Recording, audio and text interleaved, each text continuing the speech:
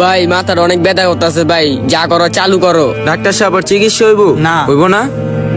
ওই ভাই দাঁড়ান দাঁড়ান। হ্যাঁ ভাই কি হইছে? আর ব্লাড বেরিয়েছে কেমনে? আরে ভাই আর কোয়েন না ভাই, ছোট ভাইয়ের মাথাটা ফাইটা গেছে গা ভাই।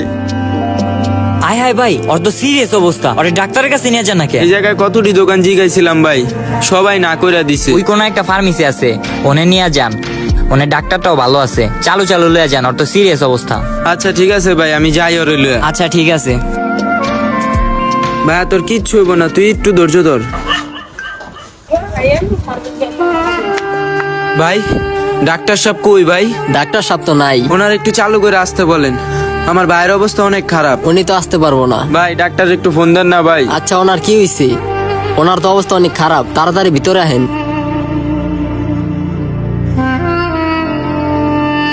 ভাই তোর কিচ্ছু হইব না, তুই একটু দাঁড়া ভাই, ডাক্তার একটু ফোন দেন না। ভাই তুই চিন্তা করিস না ভাই।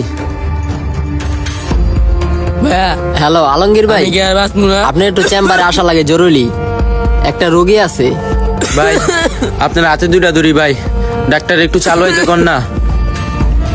আলমগীর ভাই একটু চালু আয়েন ভাই, অবস্থা রোগীর অনেক খারাপ। আচ্ছা উনি আস্তে আস্তে আপনি বাইরে যা বসেন, আমি দেখতেছি।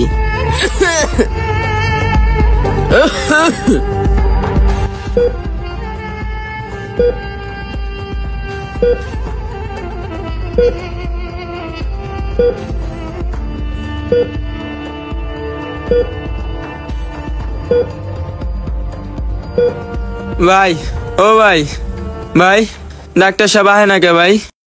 আমার ভাইয়ের কি অবস্থা ভাই? আমার ভাই ঠিক আছে ভাই? একটু সময় দেন, ডাক্তার সাহেব আসতেছে, আপনি বাইরে যা বসেন।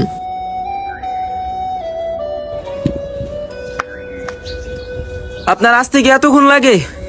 আপনার কি দায়িত্ববোধ বলতে কিছু নাই? আপনি জানেন আমার ছোট ভাইটা এই জায়গায় কতটা শোচনীয় অবস্থায় আছে? আমি দুঃখিত, আমি ফার্মেসিতে ছিলাম না, আমি বাসার থেকে তাড়াহুড়া করে আসলাম তো, তাই খানিকটা দেরি হয়েছে। আপনি একটু ধৈর্য ধরেন, শান্ত হন, আমি আমার কাজটা শুরু করি। আপনার ছোট ভাই যদি এমন অবস্থা হইতো, আপনার ছোট ভাই যদি মৃত্যুর মাঝে দাঁড়িয়ে থাকতো, তখন আপনি কি করতেন? শান্ত হয়ে বসে থাকতেন? শোনেন, পবিত্র আল কোরআনে বলা হয়েছে, মাটির থেকে আমাদের সৃষ্টি, মাটিতে আবার মিশে যাব। ডাক্তার কাউকে দীর্ঘ জীবন দান করতে পারে না। আপনি আপনার ভাইয়ের জন্য প্রার্থনা করুন, আমি আবার সর্বোচ্চটা দেওয়ার চেষ্টা করব। অন্য মানুষকে উপদেশ দেওয়া অনেক সহজ, আপনি যদি এই পরিস্থিতিতে থাকতেন তাহলে বুঝতেন। ভাই আপনি শান্ত হন, আপনি ধৈর্য ধরে এইখানে বসুন, আমরা চেষ্টা করতে আছি, আসো।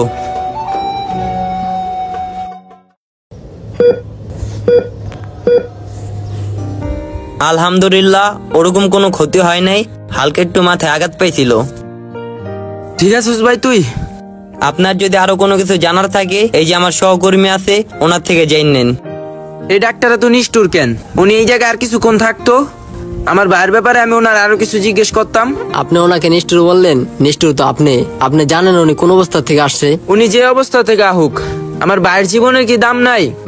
ওনার কাছে কি মানুষের কোনো মূল্য নাই? একটা মানুষ কিভাবে এত নিষ্ঠুর হয়?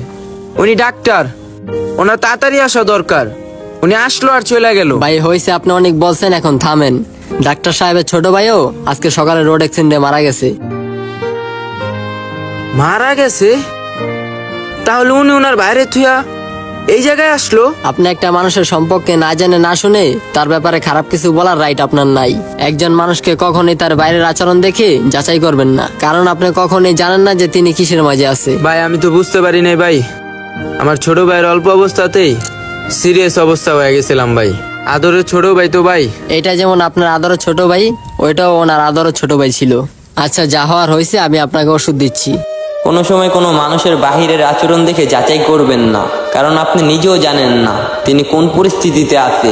সমালোচনা বা সন্দেহ কোনো মানুষকে না জেনে করাটা উচিত নয়। বিপদের মাঝে আমাদের ধৈর্যের পরীক্ষা দিতে হয়।